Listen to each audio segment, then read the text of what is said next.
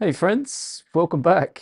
Today we're diving into something a bit different, special, creating some IDM music from scratch in Ableton Live.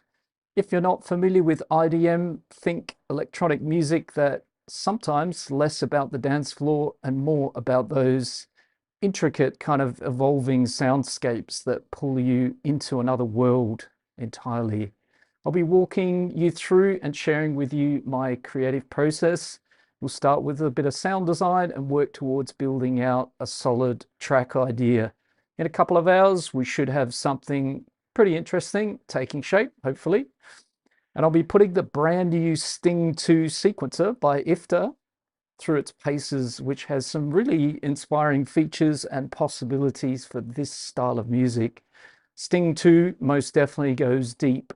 A word of warning, I'm showing you my real workflow here, the messy parts and all, so there's no shortcuts, no magic tricks, just the genuine creative process. And as always, I'll be answering your questions live, so do drop them in the chat if you've got some. And also let us know how you're doing, where you're tuned in and listening from.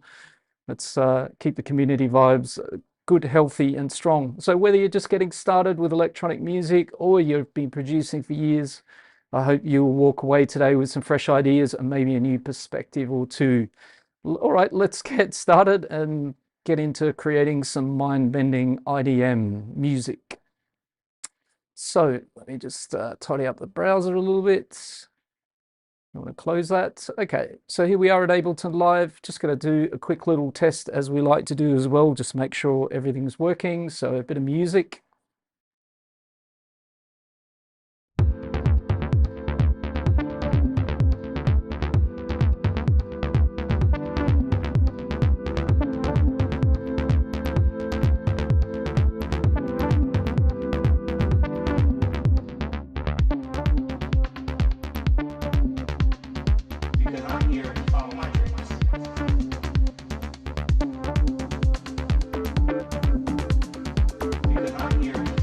As always, I do like to play things that could be inspiring for today. Small plug, that is actually the demo track of a sample pack I made a little while back, which is kind of exclusive in-house sample pack of all electronica sounds and samples. So you're listening to the overall song demo there, where you can understand how you can use the parts of the pack. You'll find that pack over on my website. I'll drop a link in the video description at the end of today's video. So let's get ourselves set up. I'm sure that was working really good. So if anyone hears any issues along the way with audio, microphone levels or music, please do let me know. That would be most helpful. So let's set up a tempo here. We're going to go pretty fast. Let's go somewhere into the high 130s. It's kind of like the temperature here, by the way. It's high 30s. So if I take a pause for a sip of water, it's pretty necessary at the moment. It's very warm here in Ibiza, as it is across most of Europe. So I hope you're staying cool. And thank you for joining me. So IDM, interestingly enough, I think when we look at electronic music and we look at lots of different genres, I enjoy many genres, but often if we're searching for spaces that aren't too crowded, we could maybe have a good case and a good argument that IDM isn't too crowded, as it's a sort of genre that really is rather pure. It's rather experimental. It's rather its own vibe. And I think it could be a really good space to work in, particularly if you're an artist, as I said, and you're more interested in sort of more experimental electronic music, and you're not trying to live in crowded genres where a lot of the techniques and a lot of the sounds are very similar. So it's much harder to stand out in the crowd. So today we're kind of trying to channel our Aphex or Tekra, Boards of Canada. I'm sure many of you know those kind of artists and what they're renowned for and their sounds. I hope many of you listen to that kind of music and enjoy it, because there's a lot of inspiration there. So let's begin by laying down some grooves and kind of drums. And as I kind of mentioned in the intro to the video, and most definitely in the description, there's a Ableton, well, a genius really, let's say, a man that goes by the name of IFTA, and he designs tools for Ableton Live that are built into Ableton Live's browser that we're already using, and then he makes his own products and releases, or tools for Ableton Live, Max for Live, that he releases on his Gumroad account, and also puts YouTube videos up about how they work. The guy is very, very clever. I mean, he did inside of the packs in the Ableton Live Suite browser, he did this whole performance pack, which has some incredible devices in it for live performance. So this is the first maybe introduction for some people for IFTA. But basically, he has since some time had the best, most popular, most downloaded device on Ableton's maxforlive.com, which is called Sting. And he's just recently updated it, and we now have Sting 2. Okay, so Sting has been around for a long time. It started life as an acid sequencer, a really great sequencer, as I said, most popular, most downloaded free device on maxforlive.com. We've now evolved to Sting 2. And as soon as I saw that come out this week, and the accompanying video from IFTA on YouTube, I'll drop some links in the description when I'm done today to where you can download it, more about the device. As soon as I saw that, I thought, that's really inspiring. That could be a great device to kind of use, as I said, as a Kickstarter to IDM and all those kind of good things. So we're going to use quite a lot of instances of Sting 2 as our sequencer, and you'll see why as we get going. So drum kit, let's do a conventional kind of drum kit of some sorts. Like when I say that, just a bit of a, first up, non-sequenced by Sting groove. So let's maybe have a kit. Something like this kit sounds pretty cool. Just going to boost my own volumes a little bit. So let's bring that over, drop it on another MIDI track over here. Now let's just program in a bit of a beat to get ourselves going here. We'll go for a couple of bars. And don't be shy, as I said, as always, do feel to add any questions in the chat as we go. If there's anything I'm doing you want to know a bit more about, or anything to do with IDM or electronic music or Ableton Live, feel free to add it.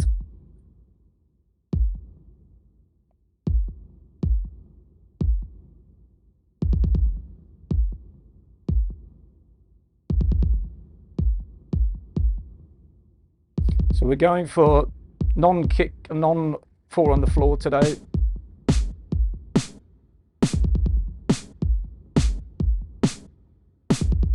But the snares will take us there a little bit, right?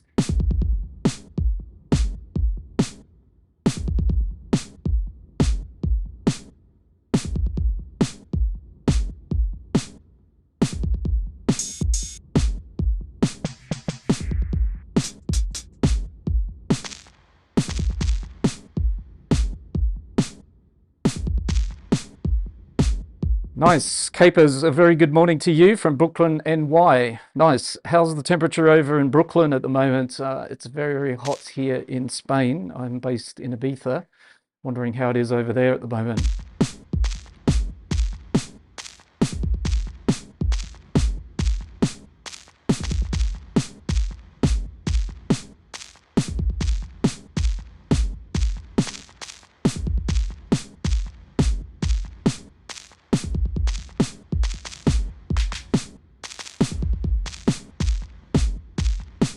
Right, so I'm just getting a bit of a structure down, just a basic drum beat here. Hot, hot. Okay, Capers. Well, yeah, that's same then as this end here.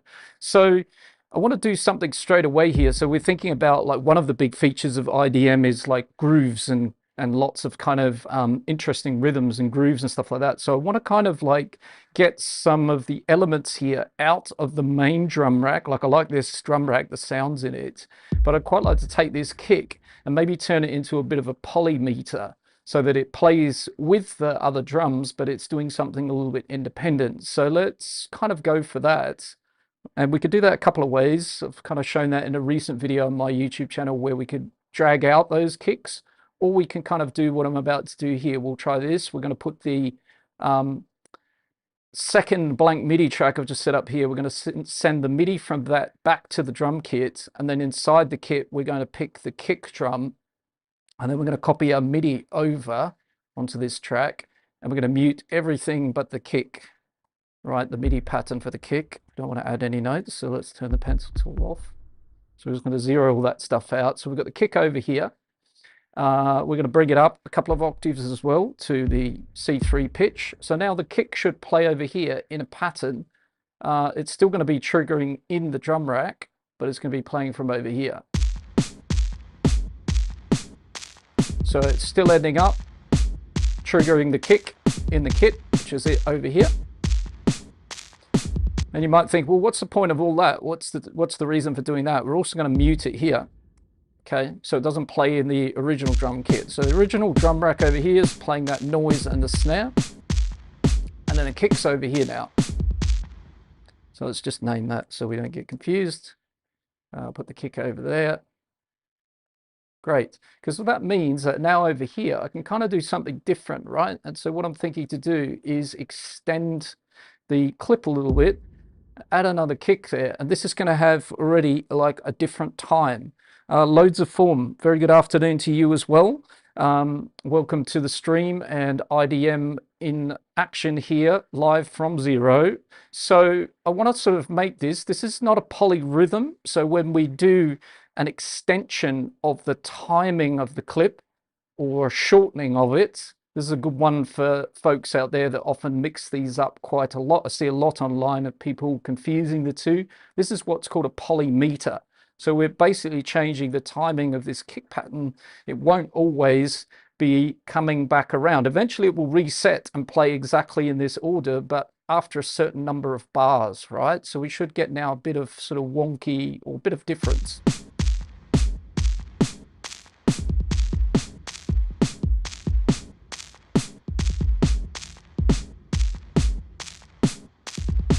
Nice, that's exactly kind of what we want here, right? So now let's get into the drum kit and let's mess around a little bit with the settings of the kit.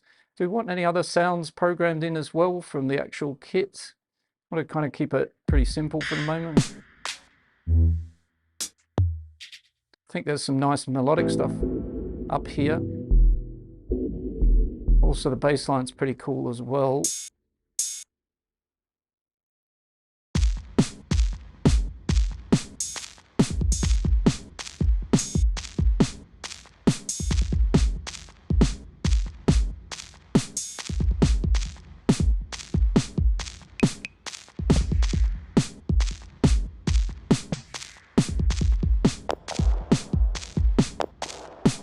That's nice, kind of like that sound.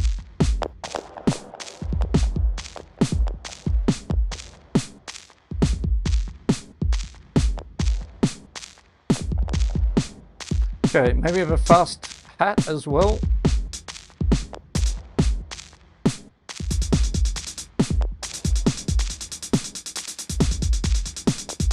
But with this fast hat, what I want to do straight away is get in here. Capers, have you removed the original MIDI notes? Yes, I did, or I muted them essentially, which is kind of important, right? So what we're going to do with this closed hi-hat here is we're going to use some of Ableton's tools here, because what we want is a really morphing, moving, changing pattern for IDM. I want this to be very evolving all the time. I don't want it to be too static, right?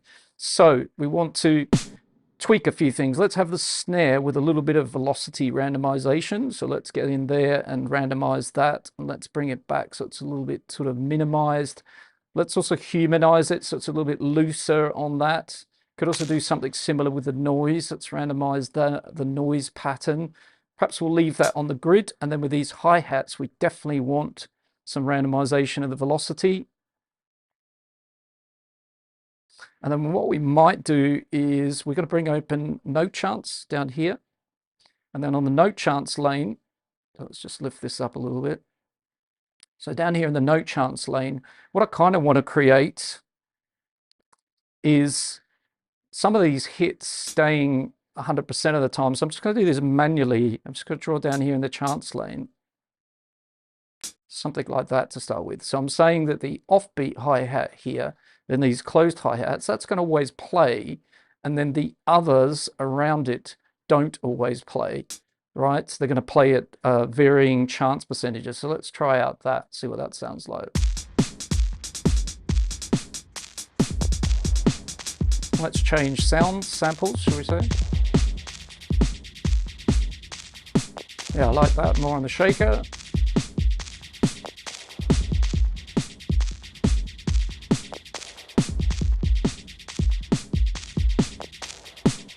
Get into where that shaker is. Let's maybe try flipping the sample a little bit.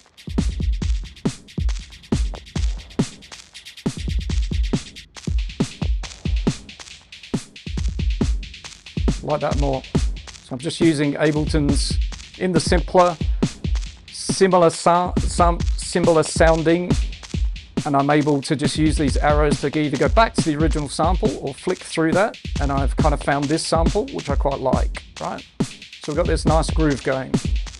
Let's now play around a bit over here with the controls that we've got on the drum rack, the preset.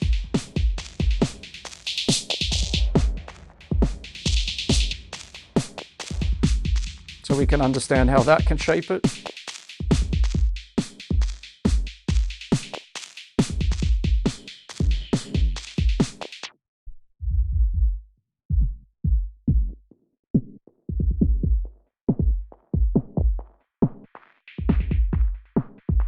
Right, so a little bit less space, or maybe not, we'll leave that. So filter cutoff over here, really nice on this drum kit. Like I said, we want things moving around and evolving a bit. So we're gonna grab an LFO, we're gonna map that to that, and we're gonna get that filter sweeping around a bit. So we can just use an LFO for that. Let's do that. And I'd also quite like to maybe process these drums a bit. So let's try a bit of drum bus before we do that LFO. Let's see if we can really crunch this up. So this might change my mind about the kick in a moment, because I might extract it from the rack. So when you do this workflow, maybe just so I can explain myself here, that this kick is over here and it's playing the kick sample in the drum rack. So these are connected, but it's playing a polymeter. So it's got a nice different clip going on over here that's different timing to the main drum kit. But if I want to process just the kick or just certain sounds, I could add this to the individual tracks. But right now it's behind the rack, so it's going to process the whole kit together, this drum bus. Let's try that first, and then if I sort of struggle with that, I might add individual ones to different sounds, or we might take this kick out of the rack, which is another option, and just have it on its own track, and then we can process it differently, right? So I want to kind of crunch these drums up a bit.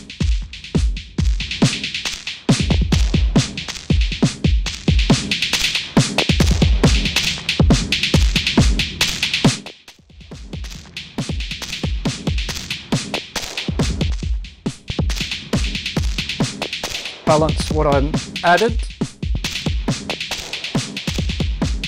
So if you want some tips for things like that, when I add this here, I do want the character of the drum bus, but we kind of want to pay attention a bit to the metering, right? And the drum bus has a good meter to it. So if I switch it off and I hit play again, you can see if I put that at 0, both internally where the drums are passing through with this switched off, right? As soon as I switch it off, you know, I'm looking to match this level and that metering. There's no red, it's a bit of orange. I can kind of see with my eyes visually there what's going on with it without the drum bus on. So I'm going to try and match that, but with the drum bus now changed. So I'm going to bring this down.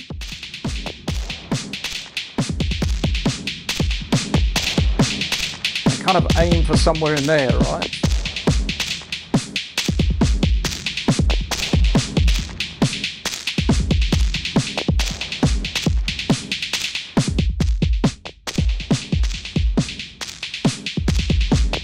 I like the transients pushed. So it's obviously a lot louder.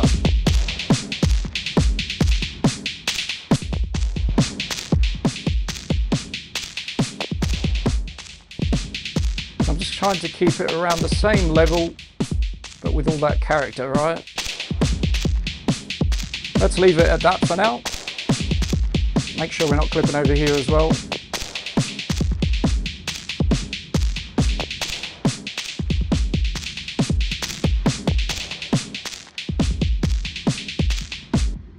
So this would be the thing. Do I want that and the kick kind of like getting that same processing? So what we might also do is take the kick out. So we're going to extract it from the rack.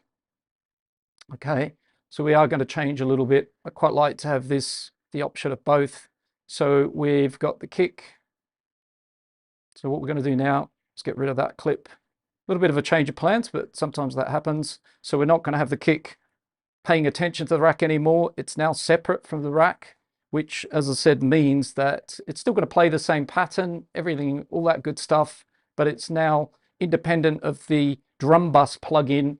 And I think for now, I kind of want to boost the transients and have a lot of that sound over on the kit rather than the kick. Just checking into the chat here. Lords of Form, just downloaded Sting. Where does one put it on my Mac hard drive?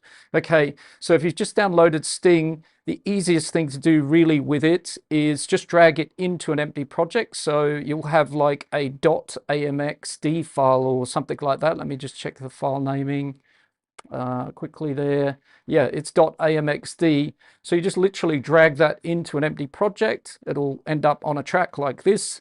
And then I personally would manually drag it into my user library. So I just take it from that empty project and put it in my user library like so. So I know where it is, and ideally into a folder that you might have created. So my actual workflow was pretty similar to that, except I'm just going to take that away. So I'm just answering a question in the chat here. So my actual workflow myself was to put it into this folder I've created, 2025, and there it is. So literally new project, drag the AMXD file in, and then drag it ideally into a folder in your user library so you can find that when you're next looking for it, okay?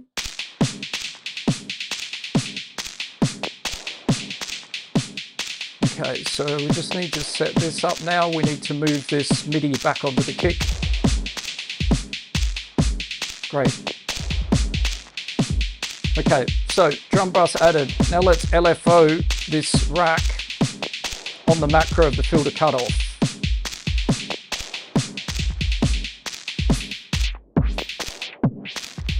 Slow it down. And we're going to tune in all the range here. So let's have something like stray or glider.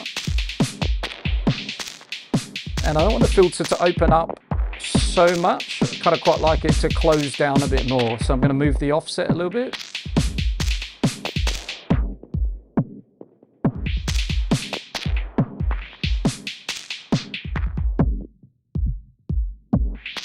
Still a bit fast, but this takes a little moment just to dial all of this in. Right, that's more subtle. Just got a very little bit of movement here. And by keeping it the way we have at the moment with the using the mod mode takeover of the LFO, I can still adjust my cutoff, right? So I still want even slower. Maybe a little bit less depth. Maybe put the depth at 50.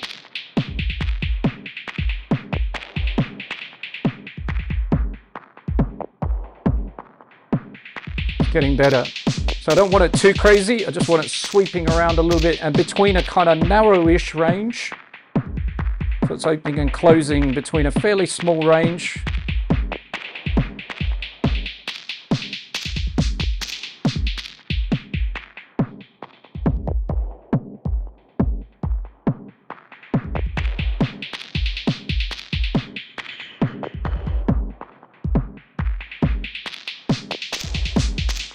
Okay, let's also try a glider just in case I prefer that. It's going to be more linear. So nothing happening here at the moment. So what we might do, we'll go back to stray. We could also use random.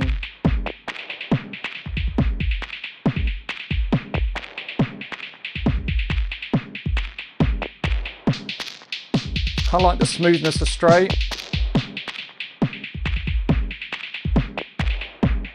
Okay, so let's work with that for now. You're thinking, what's Heath doing? Because he hasn't used the stinger yet, so that's where we're going next, right? So let's just tweak our drum sounds a little bit.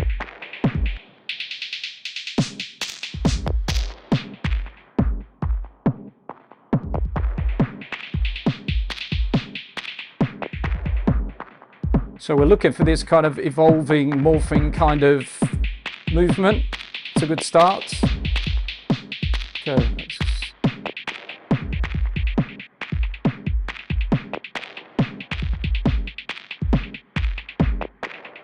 shaping that sound a bit better.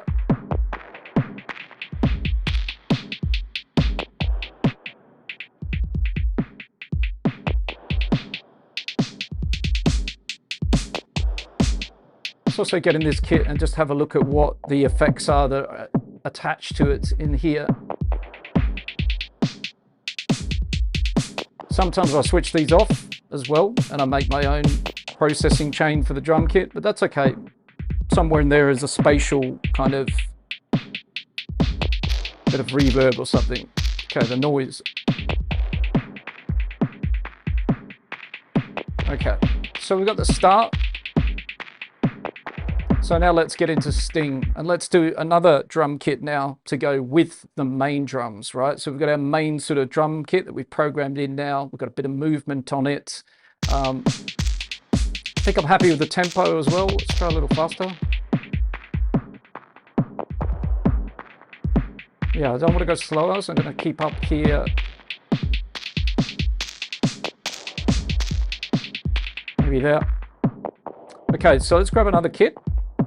And now we're going to put Sting into action for the first one. So I'm going to have a sequenced drum rack. By the way, everything I'm using so far and planning to in today's stream are Ableton stock plugins and stock devices. Okay, Sting is max for live. And also respect to IFTA, when he offers the Sting to, it's free or paid. You decide, but they're equal versions, right? And he also makes these plugins for people with sight impairment. So really there's a lot of love and passion behind his devices as well. Okay, so I'm going to use this Tokyo, am I? Or the Toy Hits, this one. So it's a drum rack with some nice kind of like more as what we call Foley sort of sounds in it. So let's have a listen to that. And now we can just hit play and this Sting is going to go to work.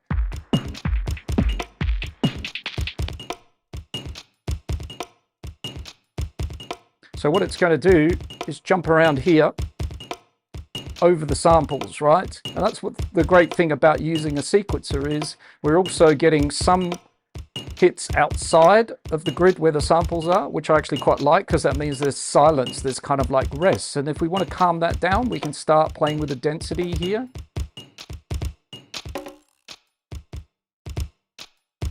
Right, and I'll walk you through all these controls in a little bit, but if we open up here and you have a look at the note tab in the Sting here, if you look at the density and I move this knob up, you can see if I go to 1, it's just triggering like 1 step here, okay, in the notes. So it's not busy pattern, right? So think of this like calm, and now if I go this way, right, so the more density, the more samples you're going to trigger here. That's nice. The steps, 16 of them, so we could also change that. You can see it's just going to focus on those, but I'd like it to have 16 steps in this pattern. And then over here we've got the types of sequence, which basically goes from the left, like random sequences to begin with as you go around with the type, and then you start getting acid synth sequences over here. So lots to choose from on the type, as well as the density. And then basically below, what is kind of cool, so we've got the type, morphing between random and more acid-based sequence patterns. Density, as I said, how busy the pattern is here, which is good because in a moment when we start getting other things in, we're going to want some less dense than others. Otherwise, they're all going to be playing on top of each other at the same time. 16 steps, simply the number of how many steps are going to trigger in your pattern. Offset is amazing because this means I can shift the timing. So if we look at these steps that are lit up here and I'll start using offset, I'm shifting the whole timing of the pattern. So again, this can be great in a moment for getting clashes of me just having the same pattern happening at the same time as something else. Accent is velocity. If you go to 0, everything will be sort of full velocity, 50 in the middle, and 100 means we're going to get a lot more variation between the velocity of the different pattern. And then the gate over here is deciding note length. So 100 is kind of in the middle. These are set to middle values. If you go to 200, longer notes, 0, shorter notes. So a lot of controllability. And then in this window here, so if we close this up for a second, we've got transposing the whole sequence up or down. We've got the root note of the sequence. We can also play on a keyboard different notes to trigger different root notes. You've got the old algorithm of Sting version 1 and now version 2, which is more musical. The divisions of the sequencer, clock, whether again your MIDI controller is involved, like if you have gate on and you're playing on the push or a controller, it will only play when you hold a note down. If it's continuous, you don't need to do that. You can change the direction of it, add swing, and copy the MIDI clip over. So it's very powerful. In a moment, we'll look more at the editor, because here we can step through all this good stuff, modify it, and then get right into the nuts and bolts of it down here. And this is where I'm going to be in a moment, exactly with this pattern, right? So let's have a look at this. Let's have a listen. Just got to try out some of the presets here, the different snapshots.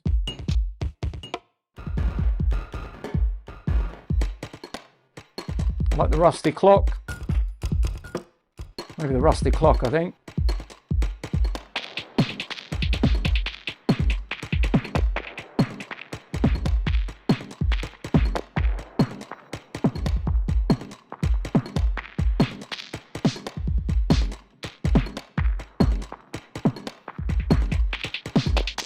So I'm going to change this LFO. Quite like something actually a bit more, maybe rhythmical. So let's see.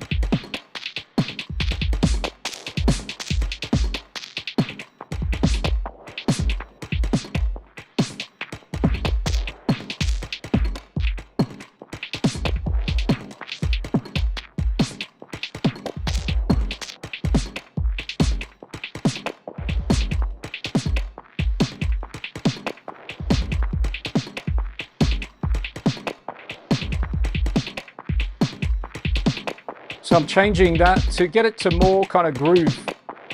So before it was like this random kind of smooth waveform moving everything around. Now the filter has got that feeling to it, right? I've note synced it to half notes. I've changed the depth so it's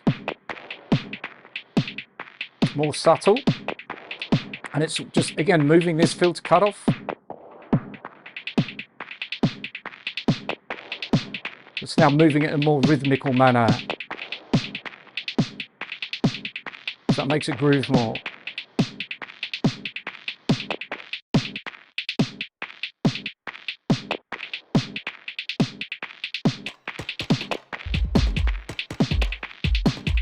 Nice. So back over to this kit. I like the rusty clock over here. Again, I'm just going to put the instrument through its paces a little bit, just to find out what's going on in here.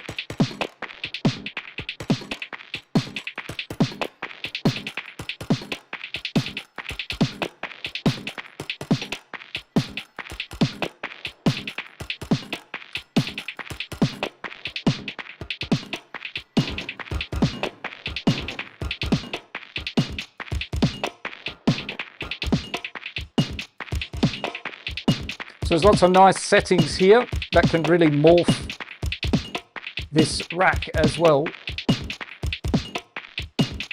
I'm just going to make one quick change there because I'm not sure if I messed this up. So I'm going to just reload this kit because I want to show you something here. So we're not going to change anything to do with the sting. We'll leave that alone. We're just going to add the toy hits and clock again because I want this sort of in its default state. I like the rusty clock. So what we're going to do is we're going to create our own brand new snapshot straight away.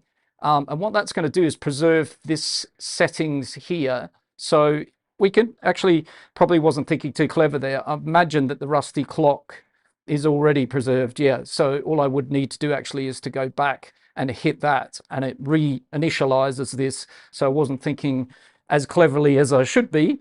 But all good, no damage done. So all I need to do is go back to the rusty clock. If you don't have any snapshots here, but you've set this up a certain way, great idea is to make a new snapshot. Because what I want to do now is I'm actually going to flip with random here a little bit through here and see if I come up with something really interesting that isn't existing there at the moment. So I'm starting with rusty clock and then I'm randomizing it. For example, let's guard that. So we say new variation 1. Let's go back to rusty clock, randomize.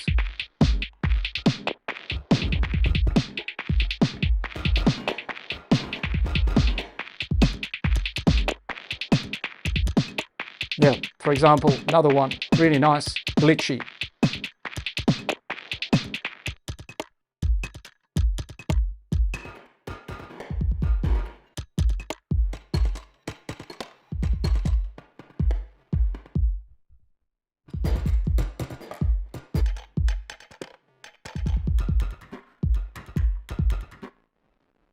lots and lots of inspiration here, right? You can just keep going through here. You can just keep creating your own snapshots. And as I said, because we've got the rusty clock already, we can go backwards. I'm going to go with one of the ones we've created already anyway. This one, I think.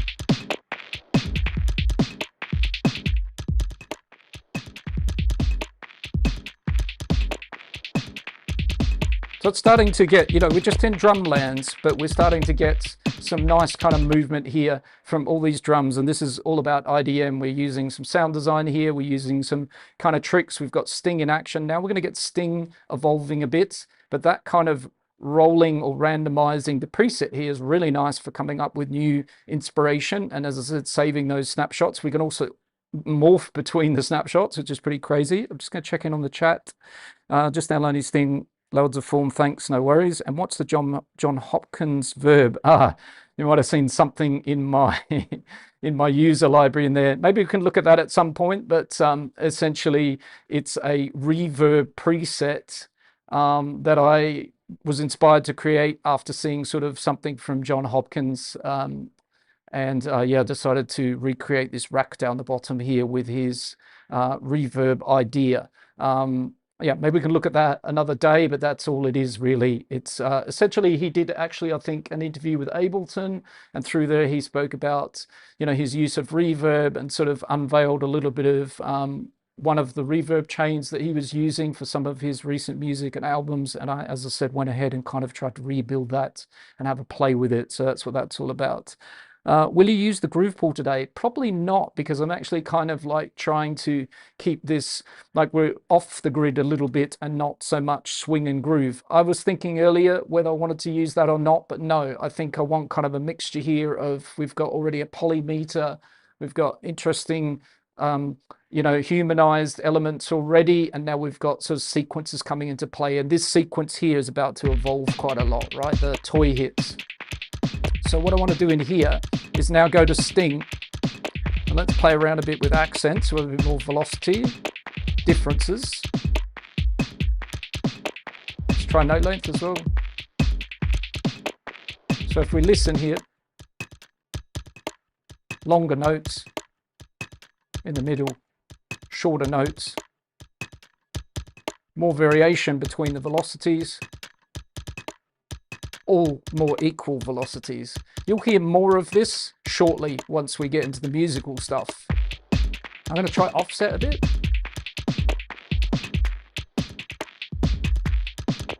For example, that's now off. It's off pattern. So I'm going to move the offset from 2 back to 0. Just listen out for how now they're kind of more syncopated with each other. So they're happening together. Now I'm shifting, so if we open this up,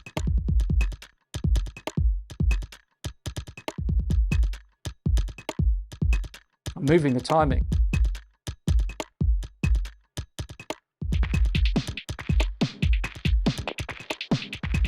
That's what I'm looking for. I'm looking for this kind of vibe and movement and feeling. Okay, so into this section here, what I love about this is this sort of page at the end here. There's lots of great things we can do. Like seriously, we could do stream after stream just playing with Sting and making IDM, right? So we've got over here in this page that we can open up the editor, you can also assign aftertouch or slide to vary any of these options: type, density, the steps, the number of steps, offset, gate, root. So they could all be modified. So for example, if we do something like we were to go to the MIDI effects category, and we grab the velocity MIDI effect and we add that in front of the Sting, and we randomize the velocity of what's coming in, and then we were to start mapping things to that, the velocity would be having a bit more of an impact. I mean, this has an impact, this accent down here, but this would even sort of add a bit more variation to the velocity of the incoming sequence. And then we can sort of add you know, variations to those using velocity, so modulation via velocity. I'm going to leave that because what I actually like here is over to the right here, we've got this kind of life tab, and you can see type, so we can again vary the type a bit by 16th notes. That's how the type will vary every 16th. There'll be a bit of modulation of it. The density, generate. This is probably my favorite, because for this, what we can do is go in here and we can choose like every 8 bars for the smiley face of the Sting 2 to change patterns, right? So if I turn that on, this face is going to change every 8 bars, and you can have it more frequently or even up to 16 bars. That's amazing, because it means for genres like this, or ambient, generic kind of genres where you want movement and not static and evolving landscapes, you can reset this pattern to something new every 8 bars using this generate. Jitter is also interesting, because that will mean that sometimes the steps get repeated, jumped, skipped, all that good stuff. So we can add jitter. So like I said, this is very interesting Sting and very powerful, right? So let's mess around with this, but before we even do that, let's already say, for example, if we like this pattern, so this pattern, the best thing here is, while we're working in the way we're working, is let's click clip down here, and that's going to give us that pattern safeguarded, right? So if you're doing a bit like me and you're wanting to make sure that you're not going to lose that pattern, great idea is to click that first, and then that is the actual MIDI pattern that's going on, and we've got it here. And now we can start messing around, and we can always go back to that if we like, and we can also switch off Sting now, and we can hit play here, right? And we're away. Right, so let's put Sting back on though, and let me try now to put on generate. Watch the face.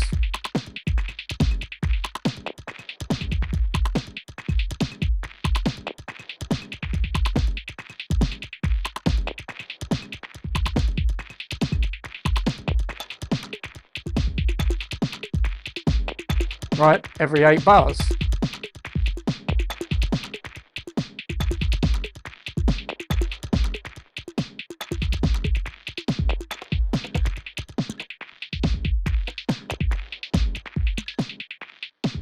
So yeah, that's pretty crazy in itself, right? So let's have generic on. Let's maybe make it every 4 bars. So for example, if you like that, I really like that pattern now, hit clip, bang, I've just safeguarded that new pattern, right? So it's a great way not only to have the music continue to evolve, but it's rolling the dice for me, and it's shifting this into new patterns, new sequences, and there's 256 new sequences that it can create. So I've now safeguarded Sting, this second MIDI clip, and now I've got this. I really like that.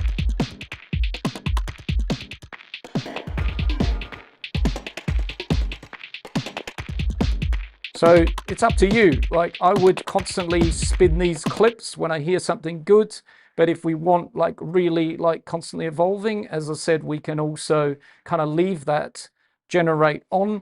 But again, I don't want it too choppy, so I'm going to make it 8, and then I'm going to make a little bit of modulation this time on the type and density, so you can kind of hear that in action.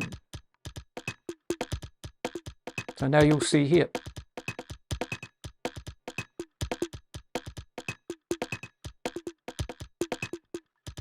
Do density as well.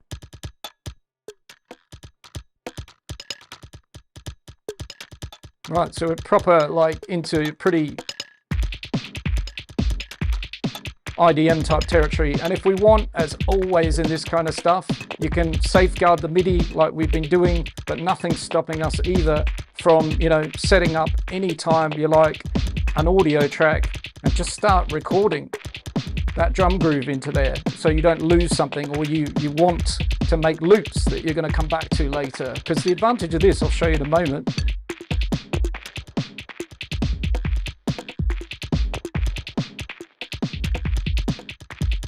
Let's just let this run for a little bit. So this is capturing what's going on in here, and the generate and all this movement.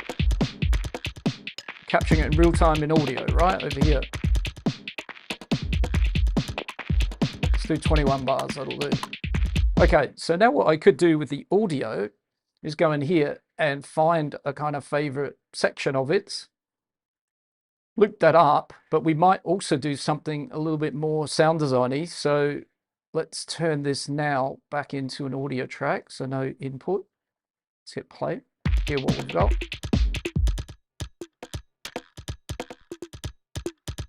Can obviously jump this around as well.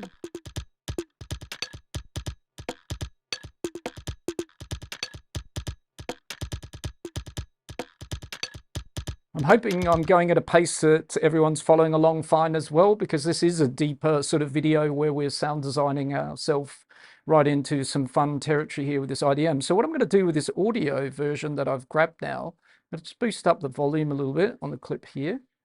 And then what I'm going to do is I'm going to reverse this. That's going to give me a layer that I can maybe incorporate alongside the actual sequence. So if I go back in here, turn off Sting for a moment and play clip 2 with the reverse.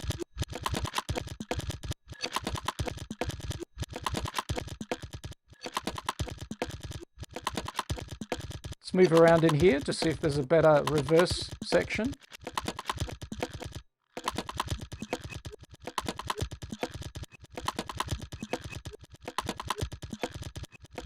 Let's use beat preserve as well, just to gate it a little bit.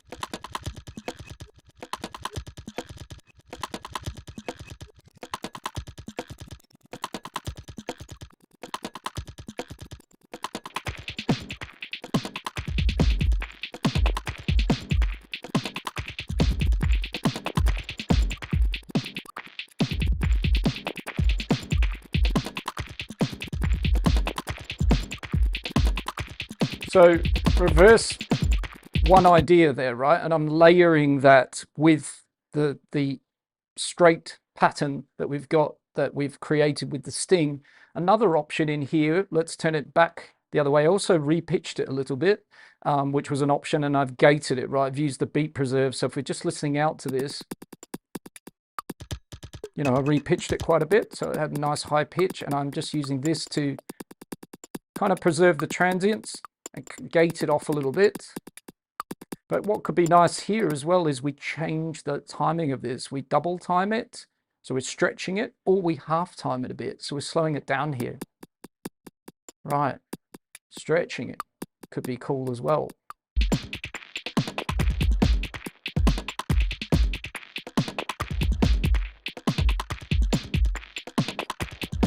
So, you know, once you get your creativity going, away you go. I really like it stretched more than I did reversed. So I'm just going to put down here, stretch, and rev. So that's just the reason also to take things to audio sometimes, right? We're sitting in here with all this great sequence and lots of good things are happening, but now we've kind of like, you know, jumped over it and taken it to audio, and that's opened up, you know, a nice layer to go with what we already had that's working really well.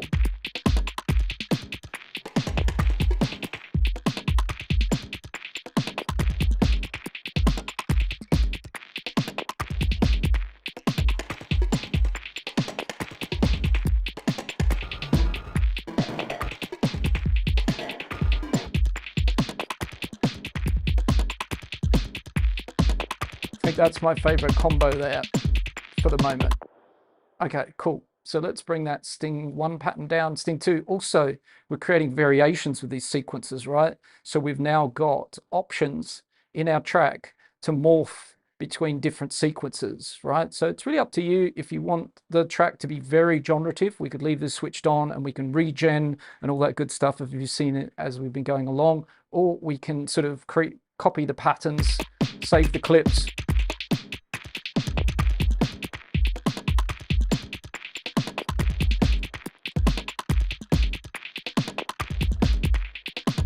Just gonna do a bit of housekeeping here. But yeah, I don't already feel like there's a need for a groove, just to come back to Caper's question earlier, because we've got this kind of like, you know, quite organic movement.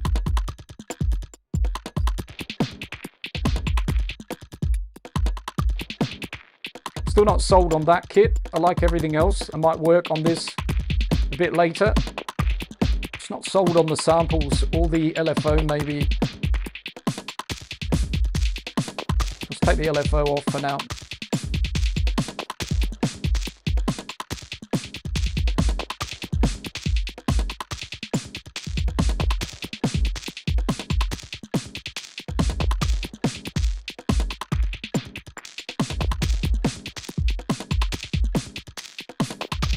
Prefer it a bit brighter, I think. Like that. Okay, cool. So let's now maybe have something else in here. And let's have a drone of some sorts. We're not in really a musical key or scale at the moment, so we can kind of go pretty wild with that. But let's sort of say that, let's get something like maybe an 8-bar pattern. And then let's get a few notes. And let's say in the middle, actually, something like this. I think it's time to get a little bit of music, folks. What do you reckon? So, again, feel free. Just gonna have a sip of water. It's roasting hot this end, so I hope you guys and girls are staying cool. It's time to put a bit of meld in action here. So what we're looking for is this is going to be a really modulating kind of drone. So the first thing we could try is, again, a bit of sting here, perhaps. Let's see, I don't really want a fast sequence here. So if I put sting in front of this, and let's say we do the note division of one full note, so 1 bar, 1 whole note, then it's going to re-trigger sort of in this space. So let's just try that for a moment.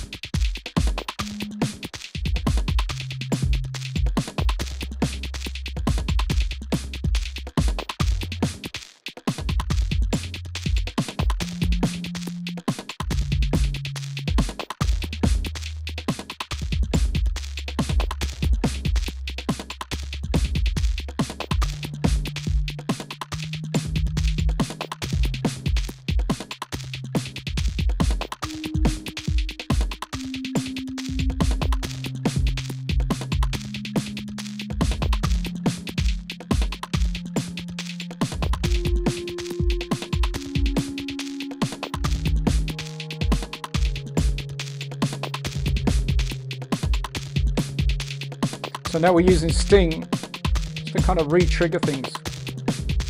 So the notes re-trigger in here. You can hear.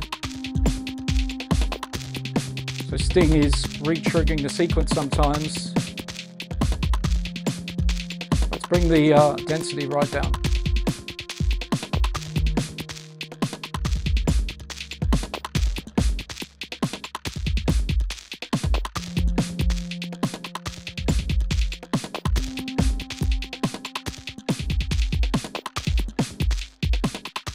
Having a quick check in the chat there. Got to go, Capers. Well, Capers has got to go. Heath, excellent video as always. Very welcome. Take care. Have an amazing Sunday, and I'll catch you soon, I'm sure, in another stream.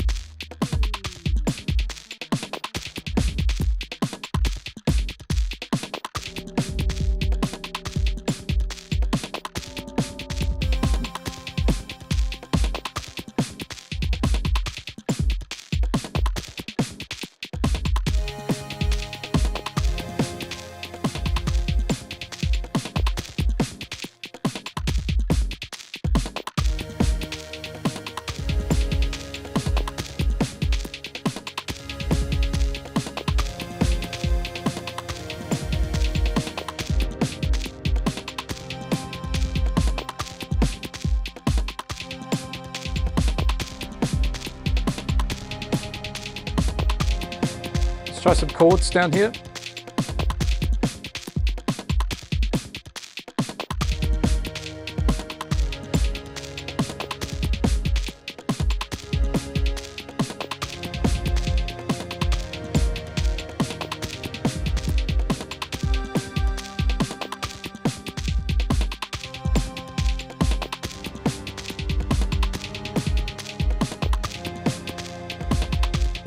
Okay, let's get our meld moving a bit.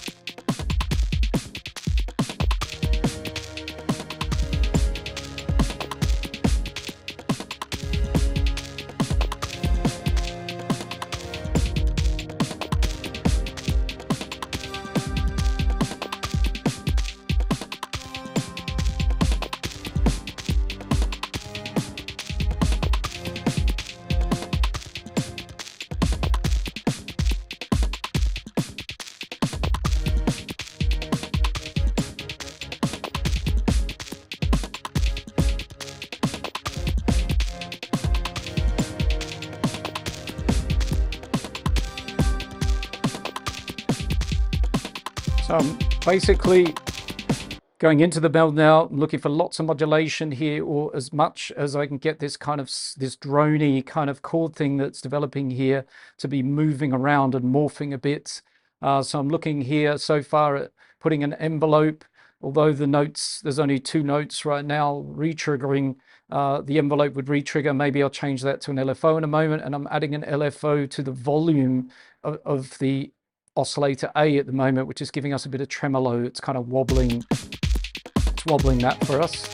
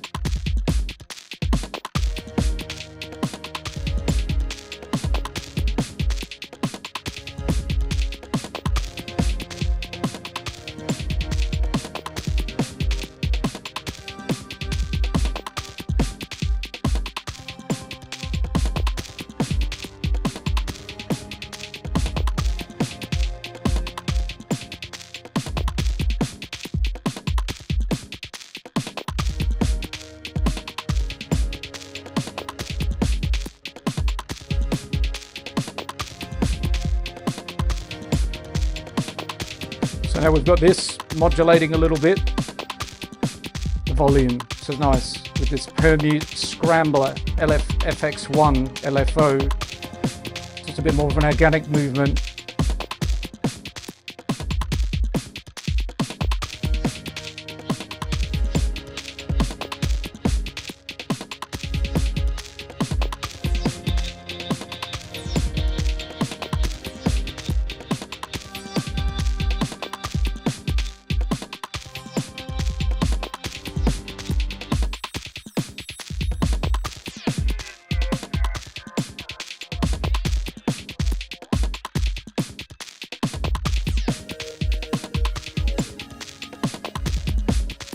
Yeah, let's maybe try a comb filter on the meld here.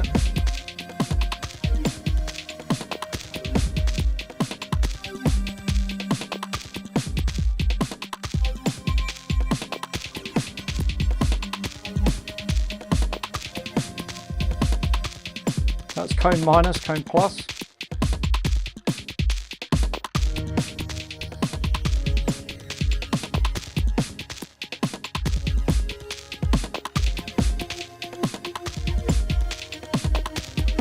There we go.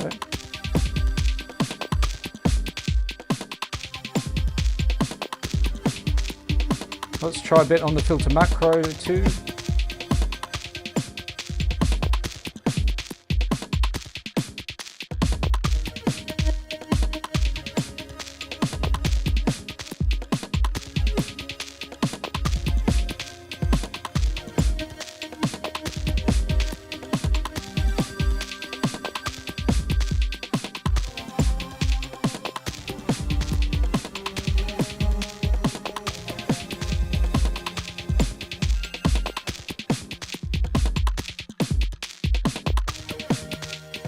So I think the meld layer is kind of coming along quite nicely here. So using lots of the meld good things here, getting into the modulation tabs, changing the filter type, modulating the macros of the filter. This is macro 1 and 2 of the filter here, the feedback and dampening that belong to, they change depending on which filter type you have. So I'm modulating those with this very interesting LFO1 FX at the moment. I've got a little bit of envelope on the filter cutoff, moving that, and then these two macros are oscillator 1 and 2 macros. They can also be nice to get some movement into those as well.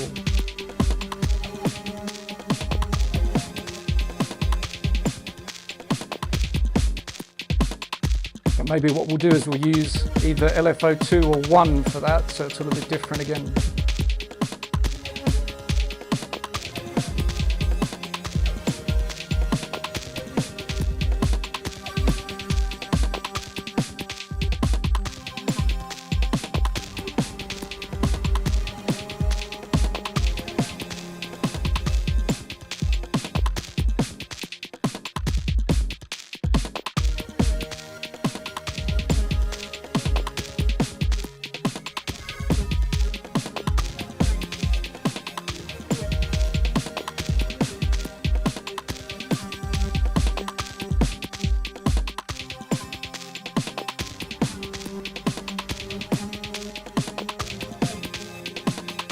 Okay, so pretty happy with that for now. And Sting is kind of generating the sequence for the meld, right? There are some kind of basic chords in here, but it's switching up the pitches of it every now and then by the sequence over here. So it's kind of still working in the sense that the sequence is here. Just not, we're not hearing it in the way we hear it when we have a fast sequence, but it's adding that sort of pitch change and variation to these notes that I drew in here as part of the clip, right? So it's giving us lots of variation to that. Just looking in here, Lords of Form, cheers for the in feed. You're very welcome.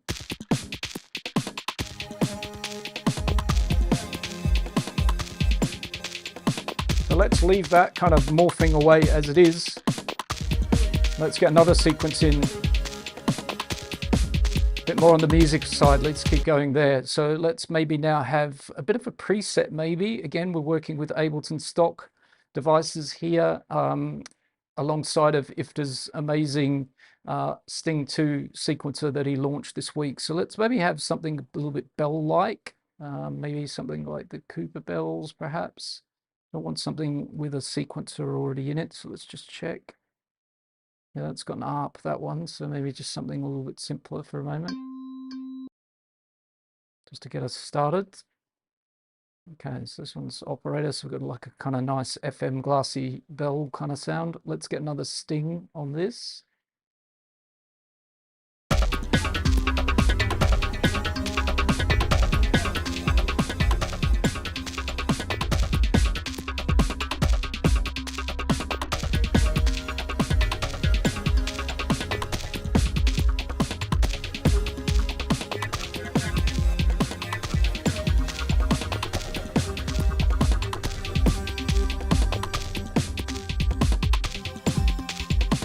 There we go, like that.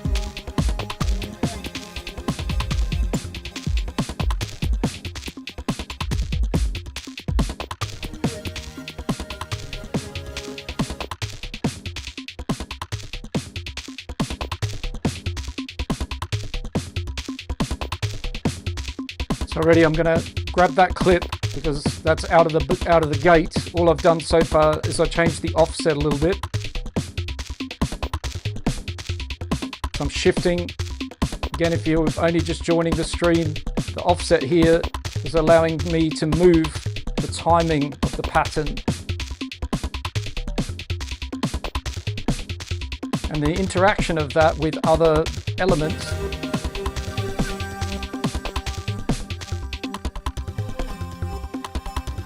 means I'm using my ear, but it's not all treading on its toes. Here, it's starting to get muddy. Everything's playing at the same time. So if I use this offset to move the pattern, so I like it at 3 and 4. So complementary sort of timing to what's going on in the other clip.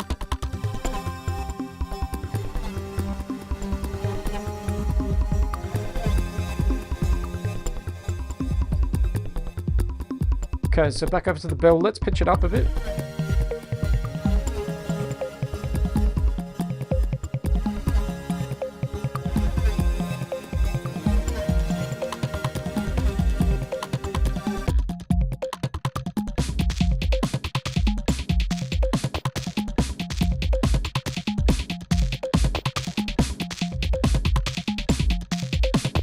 Safeguard this clip, because if we go and modify it a bit, we can always go back to what we had.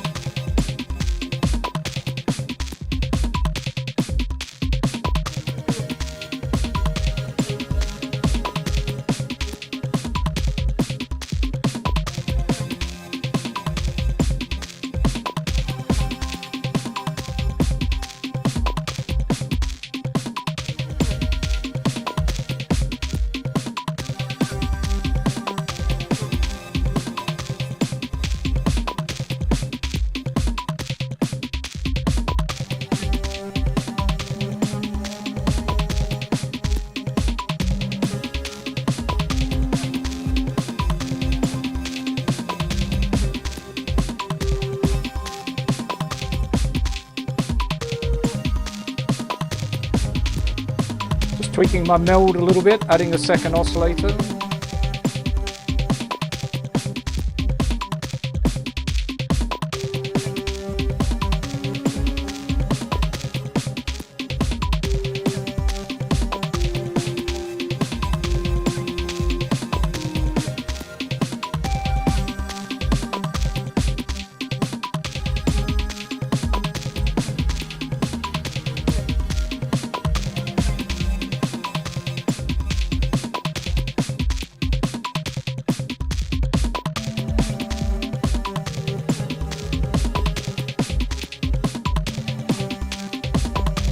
Right, just going to leave it on its own for now, on the meld. So we're cooking along here. Let's maybe have another little sequence if we can in here. But I think the bell variation is really nice now. So we're cooking along here. We've also got, you know, a few interesting things here. We've got Polymeter on the kick drum. We've got that drum kit over here with the snare and sort of hi-hat. So the hi-hat is using a lot of note chants so that it's constantly kind of evolving. I think I would change the sample there, but there's a snare and that element in here. We don't have a bass line yet. This sample in this rack is pretty beastly, I have to say. Maybe that could be the bass. So maybe what we'll do is we'll extract it out of the rack. Let's have it on its own. We'll extract the chain. Just take this bass sample that's in this drum rack over here, get it over here. And a bit of sting, maybe. That's the theme here. Just thought it was a great genre to just show you how powerful it can be for this kind of music. And as I said, there's a lot of great things in Sting too that I really love that allows us to get this kind of generative feel or evolving landscape.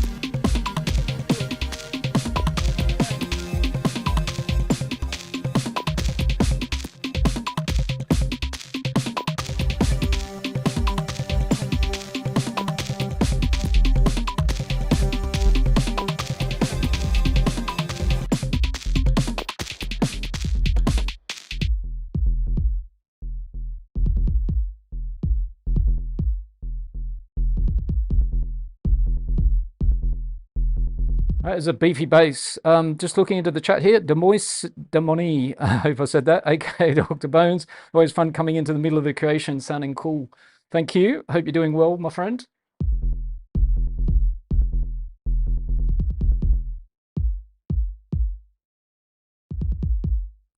So we need to keep that down there. So what we'll do is we'll repitch the sample if we want to do repitching.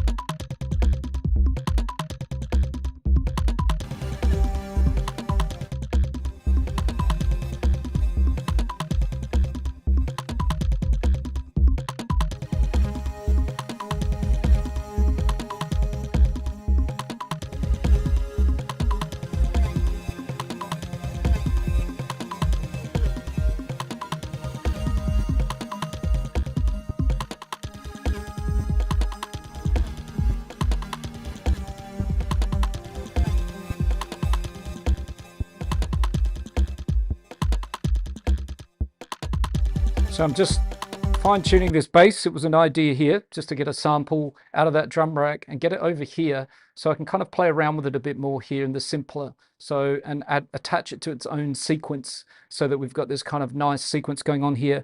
Atakan Kizitan, maybe you can help me if I pronounce that badly. I'm very sorry if I did. Do my best here. Very welcome to the stream. I hope you guys and girls are enjoying it. It's a hot one here, so I'm just going to have a sip of water. We're into the second half here, so if there's any questions, feel free to drop them in the chat there. But we're IDMing, we're Sting 2ing, and yeah, we're getting a nice little idea rolling here.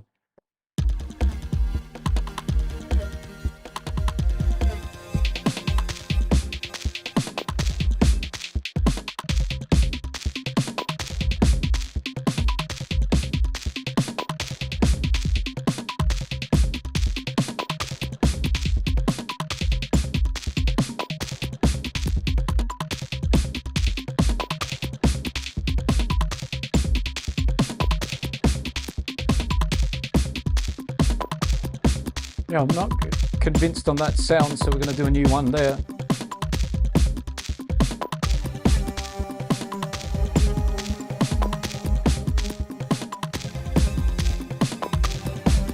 Let's just bring our levels down a little bit as well. We've got a bit of clipping on the master.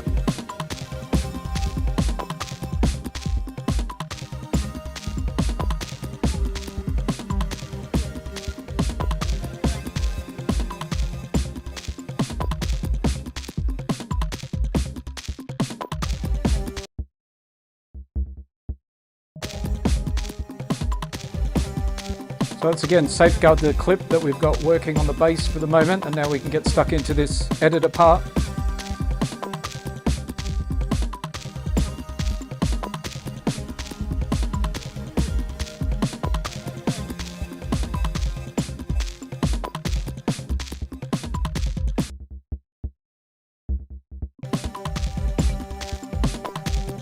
Going to group the sample here. This bass sample we're working with, I'm going to add a synth to it because I kind of quite like to bring out a little bit more character in it. I like the low end in it, but maybe we can layer it a bit.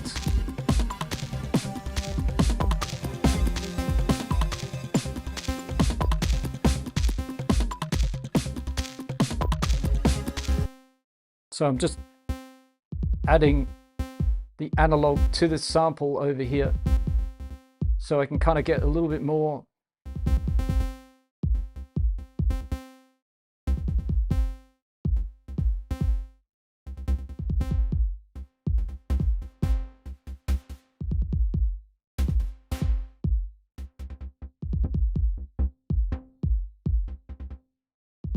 just want a bit more character to it.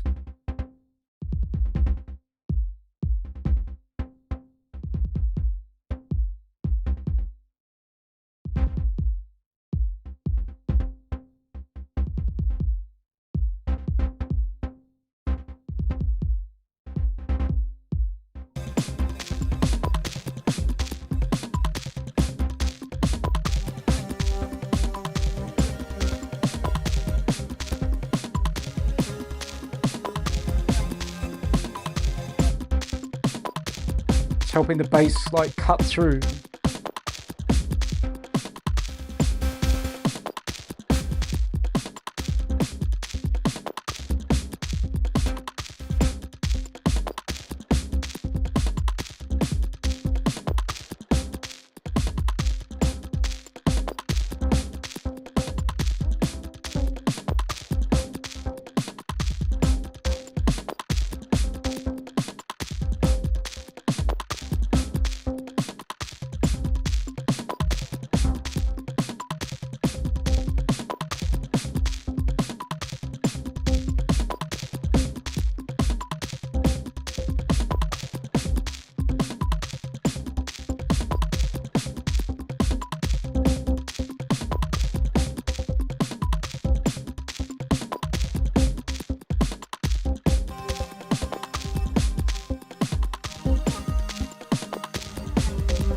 Try out another oscillator or two here just to see where we're at.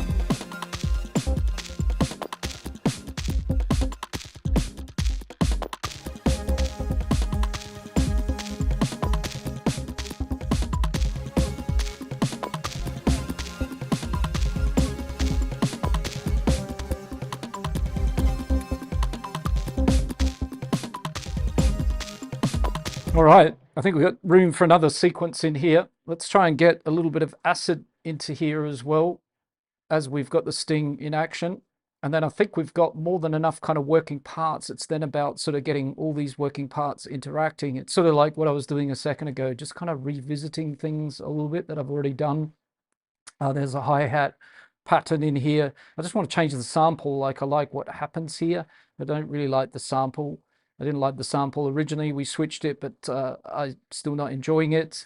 And I think we can add some kind of more movement into here as well. But so far, so good.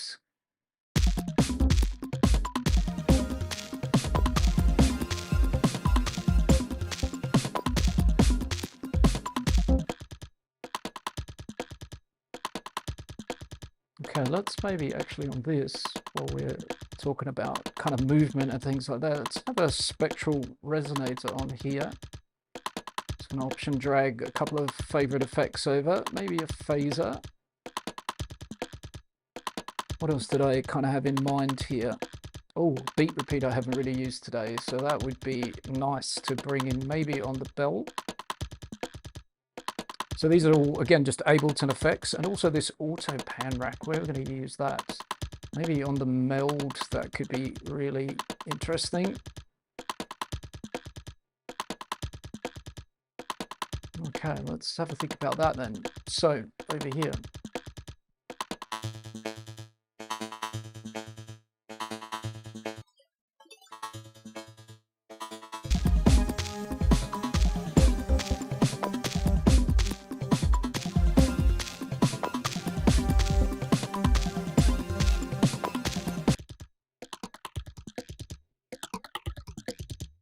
Yeah, more like this kind of trippy.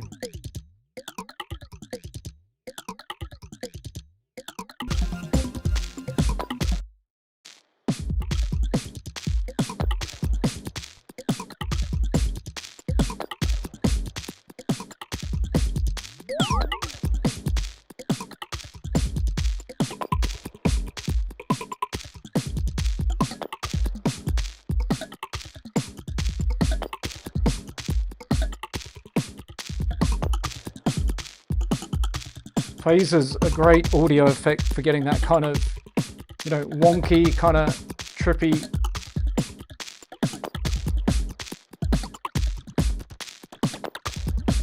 movement.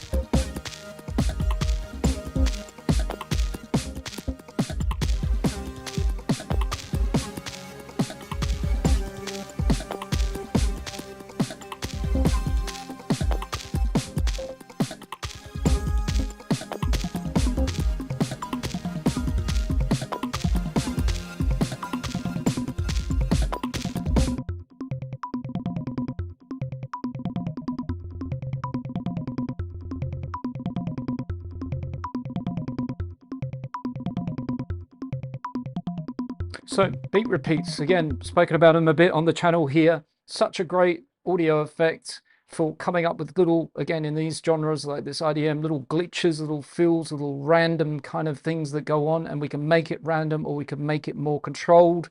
It's a great little device. Don't use it only on beats. Think about it where you want to sort of sometimes put it on an audio loop and change the pattern of that, or put it behind here, this kind of bell sequence, and kind of get little interesting little glitches and fills. How often do we want them to happen? Maybe only every 2 bars, so a lot less. Maybe faster when they happen.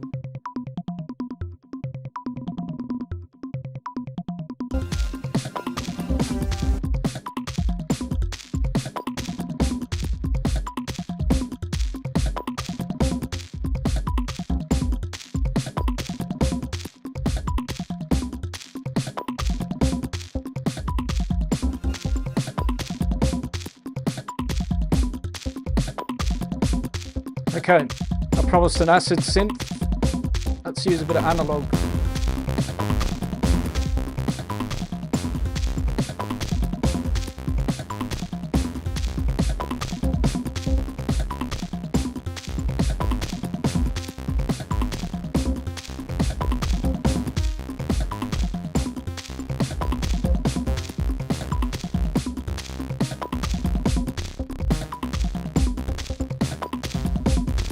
So let's bring down the density. That's going to help us again get away from clashes, right? We're adding more and more music here. Bring the density down means I'm not just sitting with a very busy pattern. I'm reducing patterns. So there's thinking going on here. I'm kind of making patterns more minimal so they fit around busier patterns. And as I said, this is an idea coming together here in real time in progress. But, you know, the density knob is really good for allowing me. So I'm at 8 at the moment. But you can see here, if I populate it all, we're going to have all these steps happening. And there might be other stings already or patterns that are very busy. So by bringing it down, we're kind of fitting in and around other patterns. The simile, I'm doing that with the number of, not so much the number of steps, but also the offset, which is allowing me to shift the timing of the patterns so that they're, again, not all landing on the same beats. They're happening in and around. So we're getting a bit of a polymeter party happening here with things triggering at different points. Okay, let's make it this sound more realistic for acid now.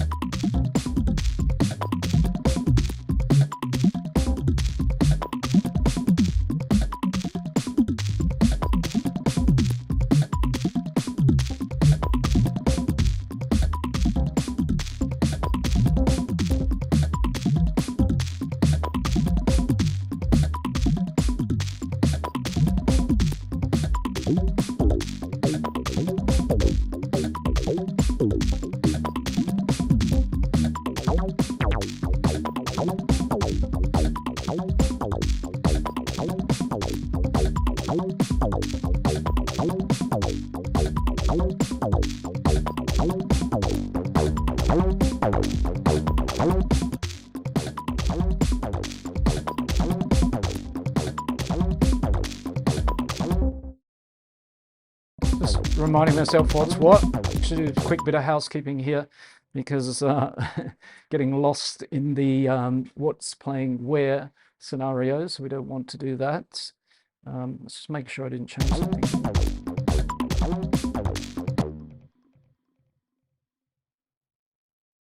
So let's label this up because this is our bass at the moment. Bring that right over to there. This kit here is kind of just various drums at the moment.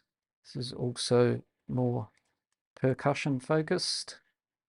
This is another percussion loop. We've got our meld, which is sort of like a pad, or I'd say drone. It's more accurate.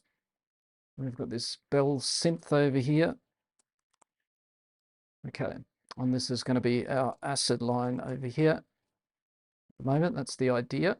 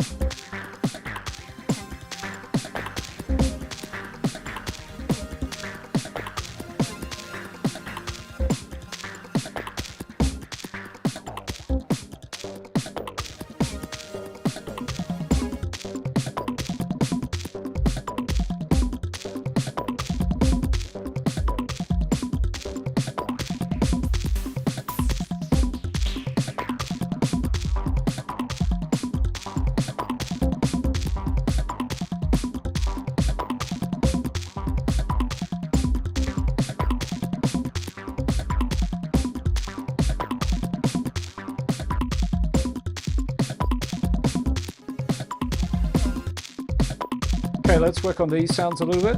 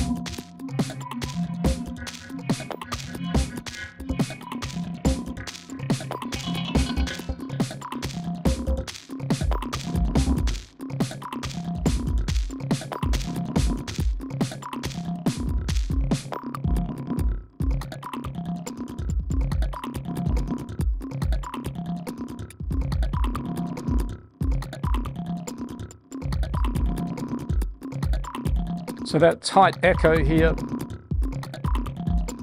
it's making that bell kind of taking in a different direction, right?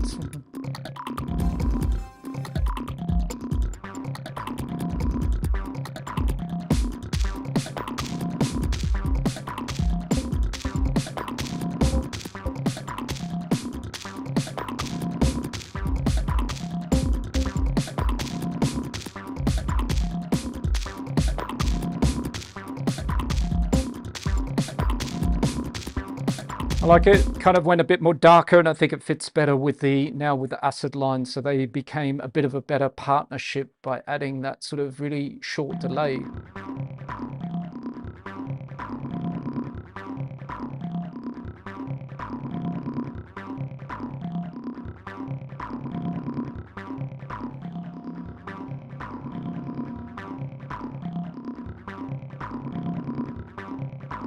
Let's just try something else.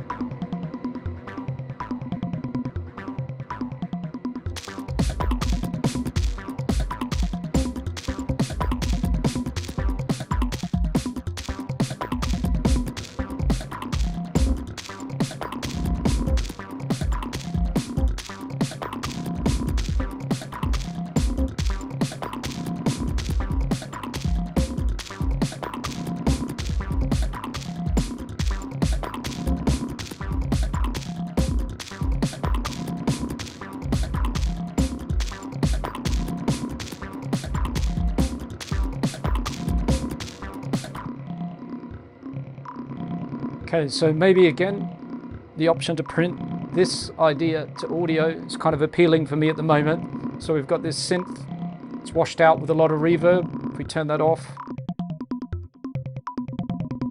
it's quite nice how it sounded before. So maybe we could just bring it back so it's a combination more.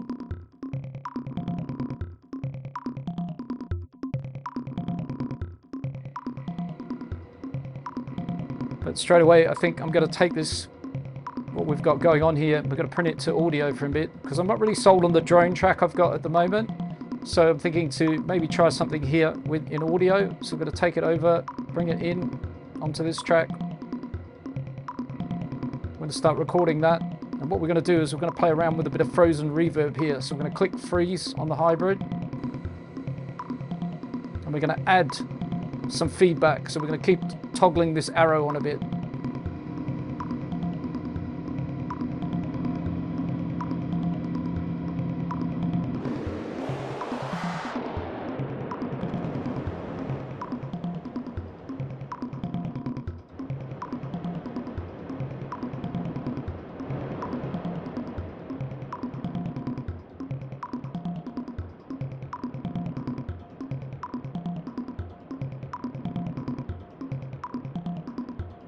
So that would make a great possible atmosphere or texture track in the background here, which is recording the output of this track, like the kind of frozen reverb that was going on there. It's just an idea.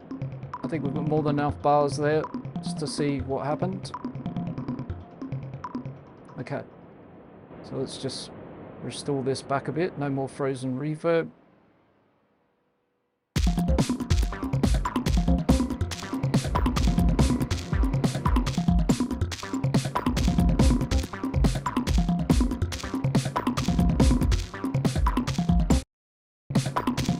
So back on the audio track,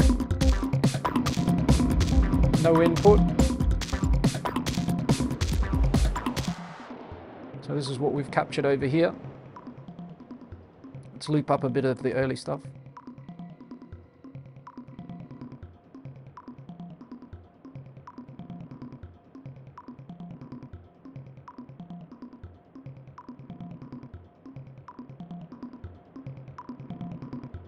Okay, let's try something here. We'll leave it in beats, we'll put it in 16ths.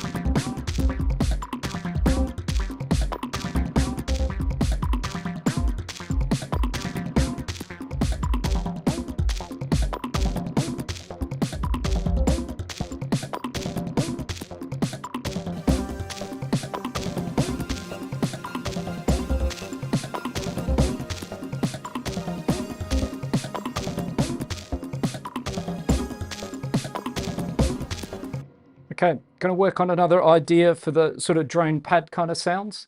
We'll leave the meld as an option, but let's just try something new. Similarly, I think I'd work on that frozen reverb a bit more. It's a bit too much like still with the full sequence in it that I was recording the frozen reverb from this track. So what I would do is a few more steps just to capture the sort of frozen reverb rather than all of the sequence. But I'm not going to sort of go too much further on that one today, but it was just a quick idea to try out. But a great sound design trick to make lots of atmospheres and textures by recording the output, let's say, of a frozen reverb can be a nice way to work. So an idea I had or have, see what we can do about this perhaps. Maybe even just something simply like a bar. And we've turned off the drone, I think, yes. So here, why don't we actually try, let's see if we can get some sort of like a little bit of a random chord or two. Let's use expressive chords. A brand new device in Ableton Live 12.2's update. Let's kind of swap it to, and it's building out more and more chord packs or chords, yes, sets as you like. So there's lots more options than it started when it was in beta testing. Sad ballad sounds good, so let's have that. Let's have again an instrument, I think either meld or wavetable. Let's maybe say wavetable for a second. Okay.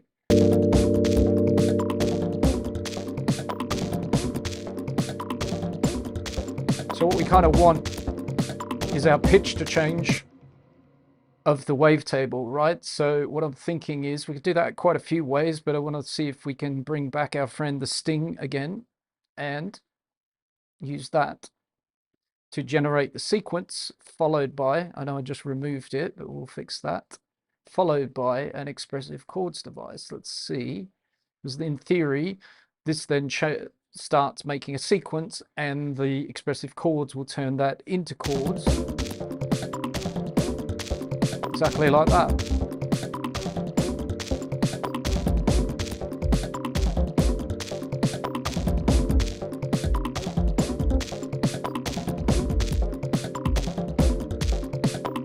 So right out the gate, it's pretty cool, interesting. Let's maybe work on the wavetable a little bit.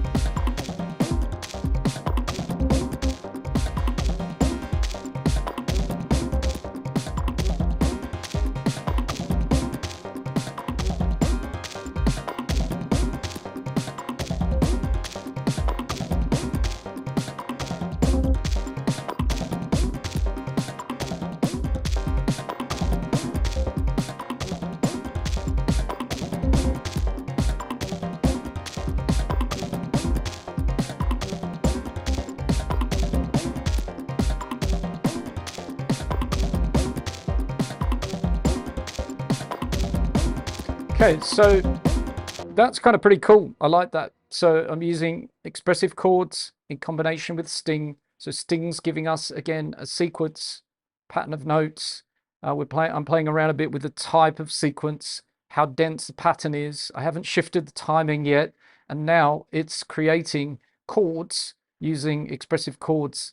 Is listening to that sequence and turning the notes that the sequence generates into chords, which is being played by a wavetable. So interesting idea, I think, and it kind of makes for a bit of a nice, well, kind of quite musical context here.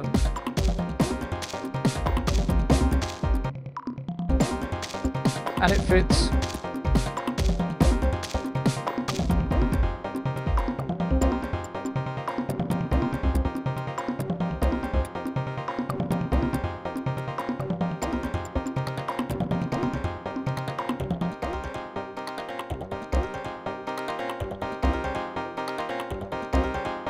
So what we could do is now play around with it, slow it down maybe to eighth notes.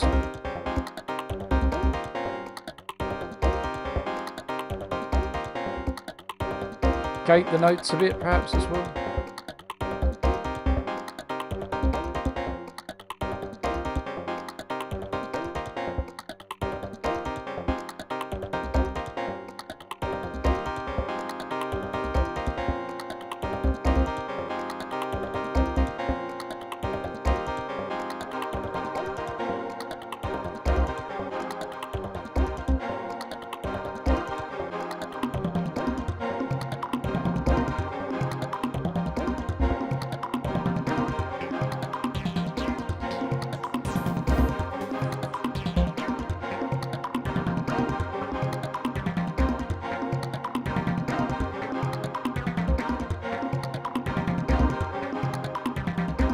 Okay, maybe we pitch up these chords or move our sequence up.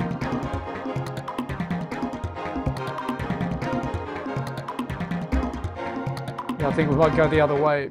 So we might move our synth up and keep the sequence down. So let's just have a isolation, listen in a sec. Let's just also do a bit of housekeeping here. Things a little bit of a mess. Quiet in the chat for a moment. I'm going to have a sip of water. If you've got any questions, do feel free to add them in the chat box there. I'm happy to answer them about Ableton Live, IDM, what you see, what's going on. It's very deep sort of sound design-y today, but that's a lot of the characteristics of this genre.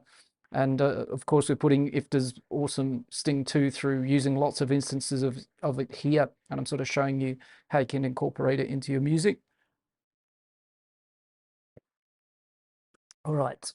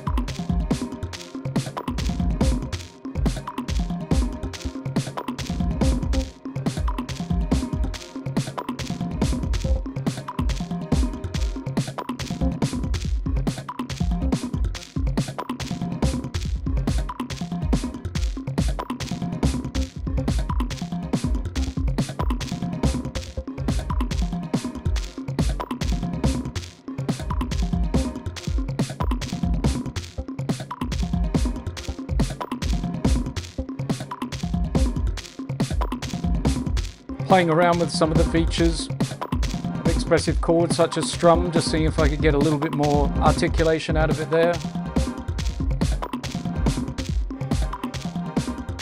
But something else we can do here. So the sequence, I messed around also with the density of the notes here, the type of the sequence, where the timing of it is. So I'm playing around a bit with that just to see if I can fit it again so we're not too busy here and everything makes sense that's playing currently together. Let's try a bit of random in front of the sting for some more extra pitches. So we should get more variation here.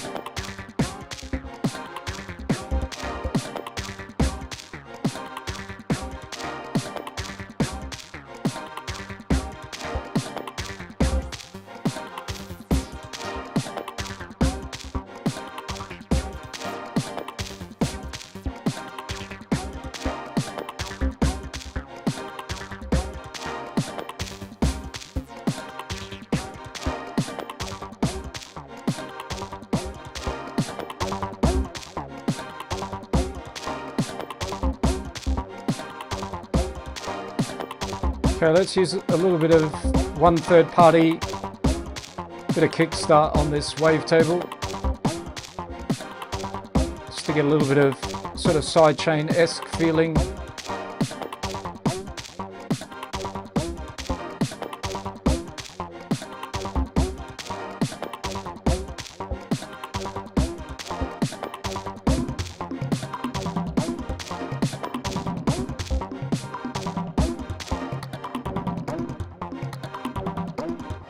So now these kind of three sounds starting to fit together musically, right?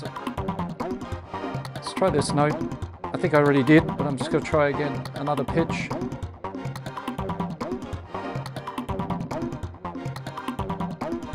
I think it sits better up there.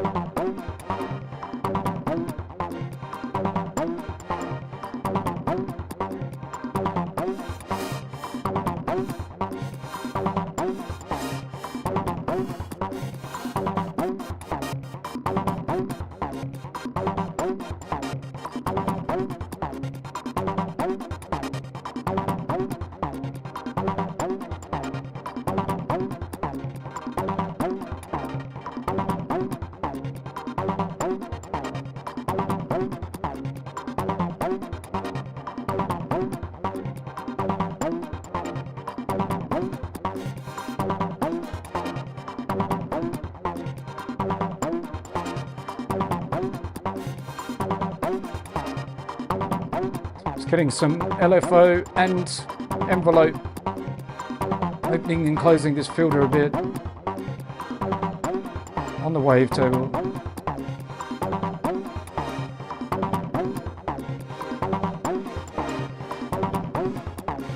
Let's thicken it up a bit.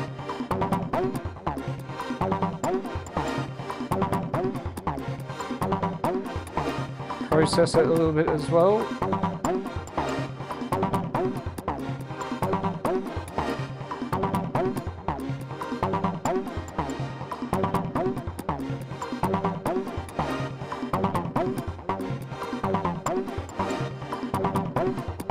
Back on the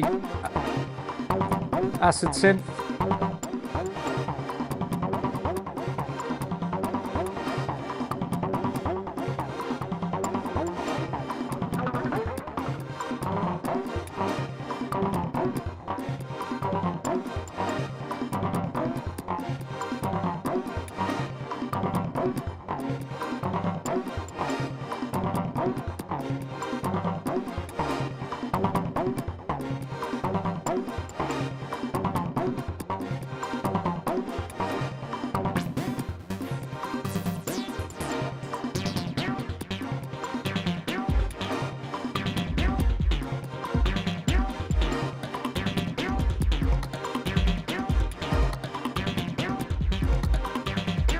Okay, let's also clean up the low end a bit of the wavetable.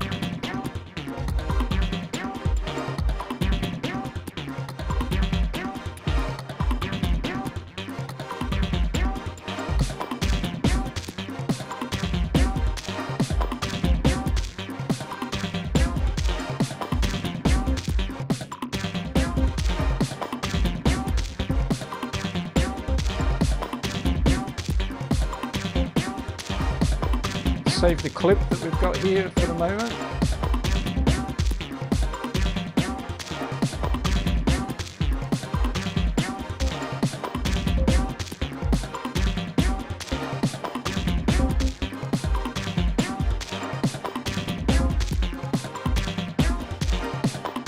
And now we can try something else out. So we've got that chord clip saved. Now we can kind of roll the dice a little bit here and have this wavetable organically kind of move around a little bit as well. So as I said with the Sting 2, you know, anytime you've got a sequence that you really like, just click the clip button down the bottom there. That gives you exactly the MIDI that's going on right now. As I said, it's very well designed, easy to use. So a lot of the times you've seen up here, I've safeguarded a sequence and then moved on and maybe done something, but I can always go back to that and I can actually switch off Sting as well. So we could try things like, for example, if we're looking at this pattern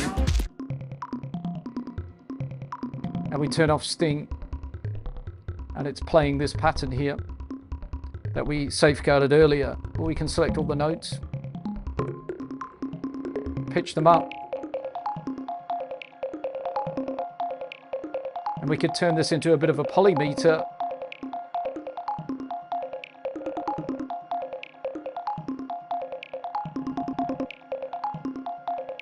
By changing the length of the clip, right?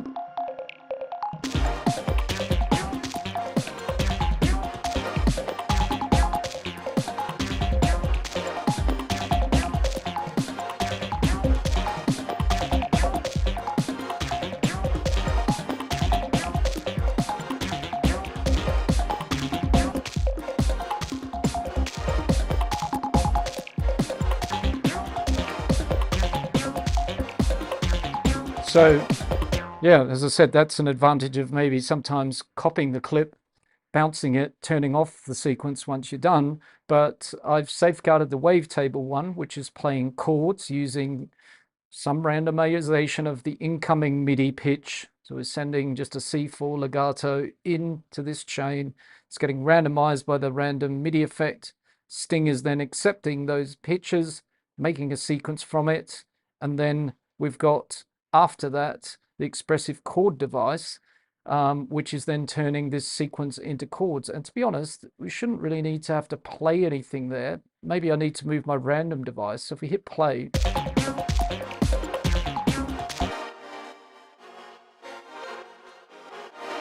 so that's the sequence in action. There shouldn't really need to be any note trigger unless you want sometimes for things to change, right? So what I mean by that, we could have here some triggers like this.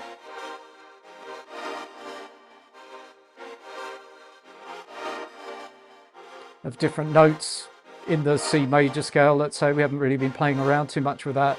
And what that will do is we'll change the root note over here. So it's like the Sting receives a MIDI note from that clip, and instead of it just being a legato C, it'll now just get little triggers and it will change the sequence again by those triggers. Could perhaps make them a little longer, but the idea would be that those will re-trigger a bit as well via a MIDI input what's going on in here. And if I turn on my random now where I placed it, it's going to change randomly the pitches here. So it's taking the sequence of Sting, randomizing it a little bit, so we're getting more chords, more variation in there. So again, I'm going to copy a clip just to safeguard it here, and now we're going to also go into here. I'm going to go and turn on generate. Let's make it every 8 bars. Our smiley face is going to get regens.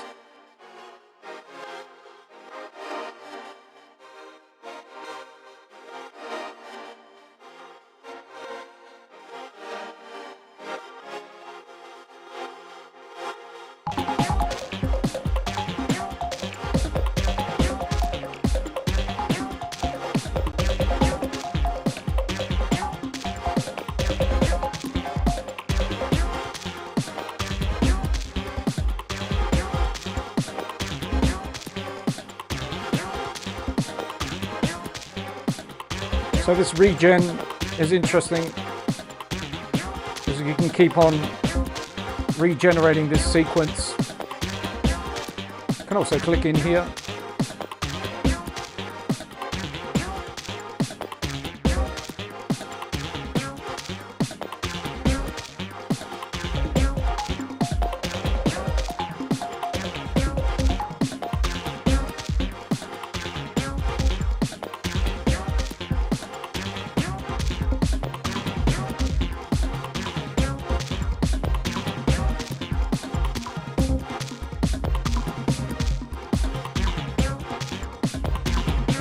So let's maybe change this sequence a bit.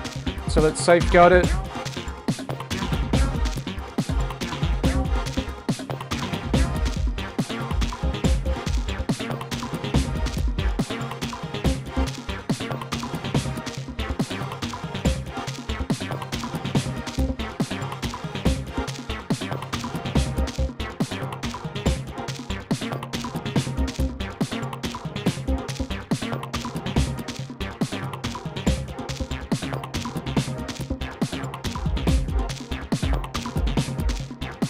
So there, I think, lies the main idea, is where I've taken it back to now. So quick little recap, you know, we started with a drum rack, this Genome kit. It's an Ableton Live drum kit. We started sort of with the full kit, and then we swapped out a few things. We extracted in the end the kick drum out of there, so that's on its own, and that actually has a polymetric pattern, so it's not going around in an even 2 bars. It's 2 bars and a beat, so that it's an 8th note, should I say. So it's got a polymetric pattern going on, and then we've got a bass synth sound, a sample that I layered with an analog, and that has a sting sequence playing it. And just sometimes you do need to be a bit careful, or not careful, but when you've copied a clip from the sequence, you can actually turn the sequencer off. You know, it's kind of better to, otherwise it's kind of trying to generate a sequence on top of a sequence, which sometimes can be fun. But yeah, in this case, whenever we've copied the clip over, then we can turn the sequencer off. So we've kind of explored all the features of Sting 2. Amazing work by Ifta, and I'll put a link in the description where you can go and grab it on Gumroad, and you can support him as a developer. You can take it for free, or you can pay for it. Either way, it's an incredible device, and as I said, it's no surprise that the original Sting was the most downloaded free tool on maxforlive.com. So yeah, we've taken the clips when we liked them, or we've safeguarded them, then we moved on. So we've got a bass, got another percussion sting, which created a cool sequence. And again, we've copied a couple of those, and that's using phaser flanger as well to make it a bit interesting. Then I printed that to audio and stretched a version of it that's being layered with the original sequence here. And then I think next came sort of a bell sequence with, again, sting and some processing behind it using beat repeat and hybrid reverb. Then I made an acid synth and sequence to go with that. And now last but not least, I had a drone track earlier, which I've moved across. It's kind of interesting, but I think I prefer, well, tried something different where we've got the wave table plus sting plus expressive chords to kind of turn the sequence into chords. So lots of fun stuff trying out, and we ended up with, so let's just make sure if we play all the clips that we kind of turn things off. Well, actually, I think in this case, I kind of like the sequence staying there. Similarly, maybe there as well. So let's just hit play.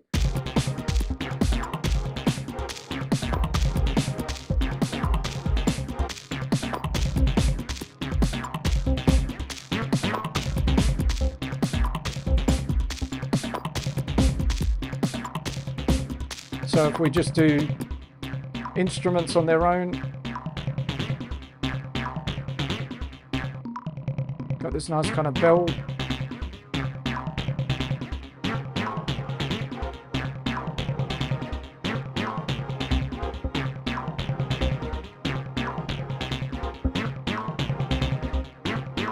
So that's all the synths, and then if we do drums,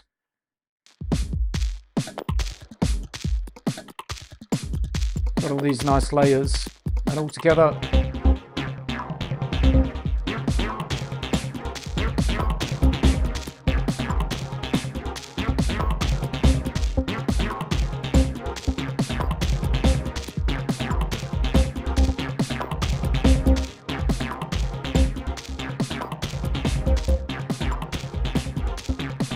Bring my mixer down a little bit. So if we mute the wavetable track, we did have this alternative over here.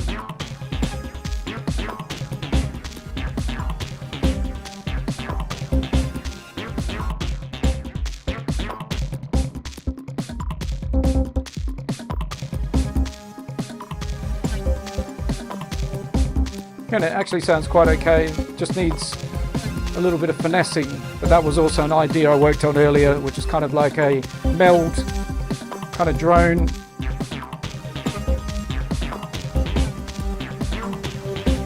So, you know, two examples here. Take the track in different directions. Maybe it's one or the other. I think actually the drone is more kind of what I was having in mind in my head. It's a little bit more sort of edgy and not so pretty and perfect.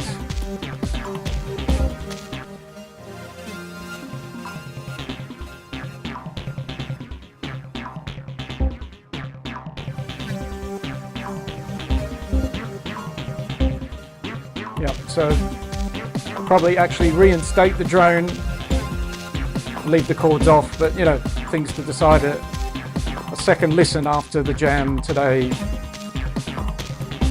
So, ladies and gents, that's going to be a wrap for today's stream. I hope you've enjoyed IDM making with IFTA's fantastic Sting 2, this sequencer update, and of course using all of Ableton Live's fantastic tools. This is all stock devices that we've used here, apart from there's one instance of the Nicky Romero kickstart that I just added, but that's on the wavetable track, which may not make the cut. So I hope you enjoyed it. Hope you found it beneficial. Hope you've learned some things, whether you're a seasoned pro or a beginner. I know that it was quite sound designy today and a deep dive, but you know, I spoke about it earlier. Electronic music's a pretty crowded space. Somewhere like IDM is a space where you might be able to live if you've got sort of more experimental ideas, and you're not so concerned about, you know, four on the floor and music for dance floor and clubs. You're more interested in making music that's, you know, involving soundscapes and listening experiences. And I think, yeah, as I said, it could well be that, you know, you could have a really strong artist voice in this kind of genre, as opposed to a lot of the other genres, which, as I said, are very crowded and often sound very much the same. So, you know, think of the Aphexes, the Boards of Canada, the Flying Lotuses. You know, they all burst onto the scene with all these tools and ideas of lots of kind of interesting grooves and rhythms, and not worrying about, you know, things sounding perfect, worrying about more finding their own unique and distinct sound. So kind of, I enjoyed this. Hope you enjoyed watching it. Keep on creating. As a favor, as always, that I ask, I'm sure you know all the right buttons to push here on YouTube.